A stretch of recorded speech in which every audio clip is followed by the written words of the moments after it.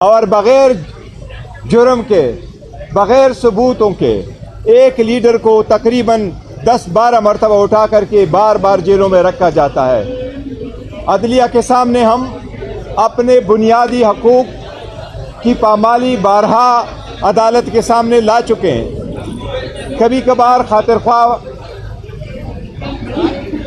Relief भी मिला है, लेकिन इस मरतबा जो भल्ले का निशान है ये सिर्फ चंद लोगों का नहीं है, ये पाकिस्तान के 25 करोड़ अवाम के बुनियादी हकूक़ों का मसला है। भल्ला पाकिस्तान की आवाम की उमंगों की तर्जुमान है। ये एक पॉलिटिकल प्रोसेस जो हमारा आईनी तरीक़ाकार है, जमहूरियत जो इस मुल्क का मुक़द्दर है, जो इस मुल्क का आईनी तकाज़ा है, उसके लिए लाजिम है कि हर पॉलिटिकल पार्टी के पास उसका निशान हो। हर पॉलिटिकल पार्टी का पहचान उसके निशान से होता है। जैसे भी है, हमने बेहतरीन इलेक्शन करवाए थे। 175 पॉलिटिकल पार्टी में किसी ने ऐसे इलेक्शन नहीं करवाए, कभी भी नहीं करवाए जिस तरह पाकिस्तान तहरीक इंसाफ ने करवाए थे।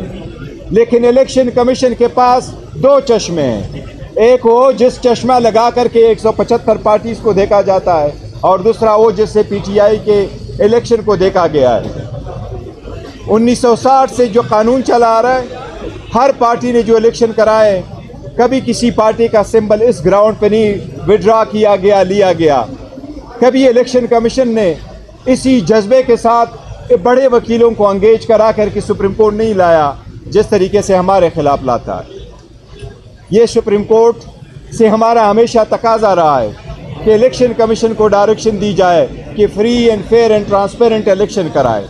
ऐसे सरकमस्टांसेस में 8 फरवरी के लिए अगर 1000 भी ऑर्डर मौजूद हो कि इलेक्शन हो, election free fair and transparent नहीं हुए और इसमें से सबसे पॉपुलर पार्टी को अगर आउट किया गया, दुनिया कभी आपकी इलेक्शन को नहीं मानेगी, आपकी जमहूरियत को कभी तस्लीम नहीं करेगी, आपके आने वाले लोगों को कभी कोई नहीं मानेगा।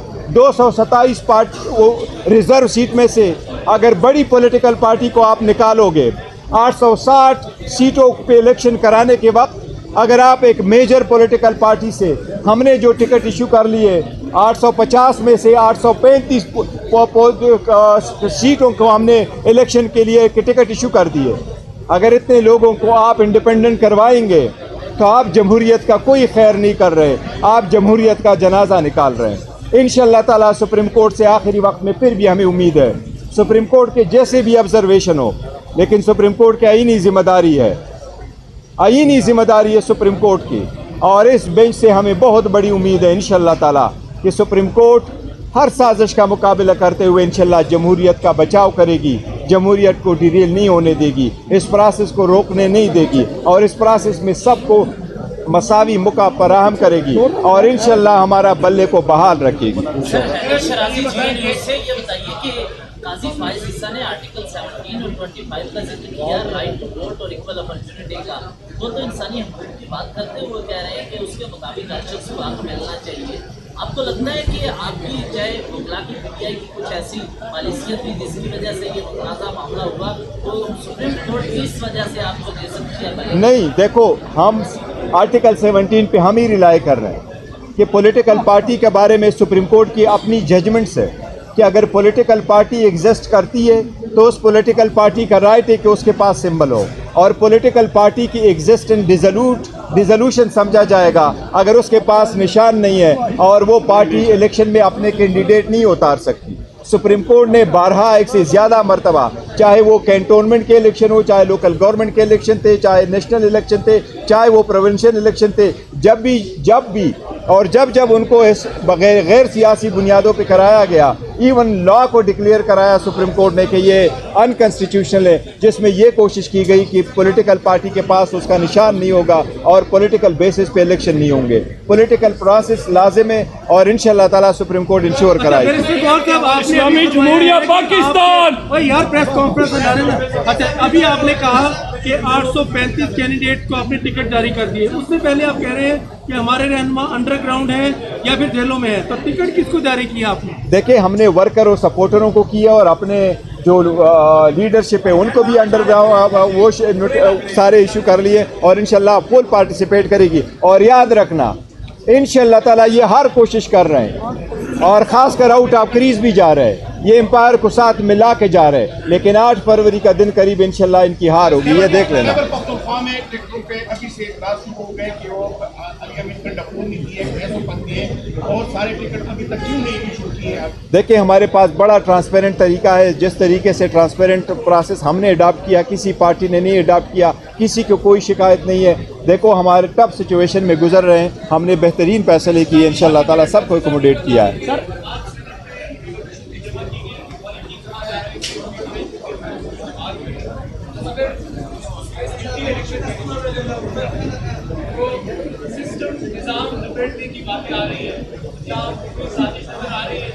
देखो अगर यही हम कह रहे हैं कि अगर आप पीटीआई से बल्ला ले लो और इसी तरीके से इलेक्शन करा लोगे तो इस किस्म के सेनेटर आप खामखा लेके आएंगे जो कभी रिजोल्यूशन दे देते हैं कि आप इलेक्शन न कराओ और कभी रिजोल्यूशन ऐसे पास कराते हैं। ये उनकी ज़मीर की आवाज़ नहीं है, पता नहीं कहाँ से उनसे दिलवाया जा रहा है। आप समझते हैं कि इलेक्शन कमीशन आपको टेक्निकल बुनियादों पर नॉकआउट करने की कोशिश कर रहा है? दूसरा, आज शफकत महमूद ने ट्वीट किया और दस्तबरदार हो गए इलेक्शन से और फिरदौस शमी नकवी को भी टिकट नहीं जारी किया गया, इस हवाले से आप बताइएगा। देखो वो पार्टी की एक पॉलिसी है, किसको टिकट इशू करना है किसको नहीं इशू करना है, सारे प्रोसेस को देखते हैं और वो सारे हमारे साथ ऑन बोर्ड है। पार्टी को टिकट न देना ये पार्टी का इस्तेकाक है और पॉलिटिकल जितने भी हमारे वो है वर्कर है या जितने कैंडिडेट थे एस्पायरेंट थे जिन्होंने अप्लाई किया हुआ था जिनको टिकट नहीं मिले, उन सब से मेरी दरख्वास्त है कि जिनको हम टिकट इशू कर चुके हैं उन कैंडिडेट को आप सपोर्ट करें और बाकी सारे जितने भी है वो उसके मुकाबले में या तो विड्रॉ होंगे या अपने कैंपेन जो है वो पोस्टपोन करके हमारे कैंडिडेटों का इंशाल्लाह ताला सपोर्ट करेंगे। तो ये होता रहता है, वो हमारा पार्ट है, वो भी रिगार्ड है। बड़ा केस सारा बताया है आपने। 2 जजेस ने इस्तीफा दे दिया है और 5 जजेस इजाज लगाने के हवाले से तासुर था कि पाकिस्तान के इंसाफ को हमेशा लीग के लिए क्या उनके इस्तीफा के बाद पाकिस्तान के इंसाफ हकियत की तरफ किस नजर से देखें? मैं समझता हूँ मुझे तो ज़ाती तौर पर दोनों जज साहिबान की इस्तीफ़ा पे अफसोस हुआ है और इजाज़ुल हक साहब बड़े काबिल और कॉन्स्टिट्यूशनल जज थे, उसके जाने से बहुत ज़्यादा अफसोस हुआ है और जाना नहीं चाहिए, लेकिन कानून will take its own course. मेरी रिक्वेस्ट होगी कि वो बेंच पे रहे और आवाम की खिदमत करे। अच्छा, आपने कमरे के निशान का केस का ब्रीफ किया है लेकिन अदालत में आपके कानूनी टीम का तैयारी नहीं है, या बैरिस्टर अली जफर साहब इस केस को पहले लड़ते रहे, आज हामिद खान साहब दलाल दे रहे थे और मुतमईन नहीं कर पा रहे थे अदालत को, क्या कोई एंगेजमेंट नहीं वो अदालत आन एंड आप क्वेश्चन करती है। हमारा टर्न कल होगा इंशाल्लाह ताला, हम अपने आर्गुमेंट्स कल करेंगे इंशाल्लाह। एंड में पहुंचे हैं आप, अभी एक दिन रह गया है और कल अगर फैसला टाइम पे नहीं होता तो शायद आपको ज्यादा फायदा भी ना हो, तो इसमें क्या समझते हैं इतनी लेट होने की वजह टीम की नाअहली है या कोई सिस्टम में ऐसा है? देखो हमने जो पिटीशन फाइल कर दी थी वो तो 1 हफ्ते की बाद सुनी गई थी, एनीवे सुप्रीम कोर्ट पे मुनहसर है कि इस केस को कैसे सुना जाता है। हमने भी कई मरतबा दरख्वास्त की है कि हमारे केसेस भी ज़रा हफ्ते वाले दिन सुन ले ताकि हमें भी इंसाफ की से जो है ना कि बर वक्त मिले, लेकिन सुप्रीम कोर्ट ने सुनना है। यह तो मैं समझता हूँ अगर सुप्रीम कोर्ट समझती भी है कि इसमें कोई ऐसे नुक्ते हैं आईनी और कानूनी कि जिसमें लीव ग्रांट हो सकती है तो सुप्रीम कोर्ट हमेशा लीव ग्रांट करती है, लेकिन जजमेंट को कभी सेट असाइड नहीं करती है, स्पेशली जब हाई कोर्ट के डिसीजन के जो रीजन है वो अभी आने हैं। अगर सुप्रीम कोर्ट पहली जजमेंट दे देती है, जो लाहौर हाई कोर्ट का पेशावर हाई कोर्ट का जो डिसीजन आएगा वो किस तनाजुर में आएगा, तो इसलिए उम्मीद तो है कि सुप्रीम कोर्ट ये सारी चीज़ें कंसिडर करेगी। मुझे फिर भी उम्मीद है कि शायद सुप्रीम कोर्ट इंशाल्लाह ताला अपना डिसमिस करने से इंशाल्लाह ताला वो सेट असाइड नहीं करेगी ऑर्डर को।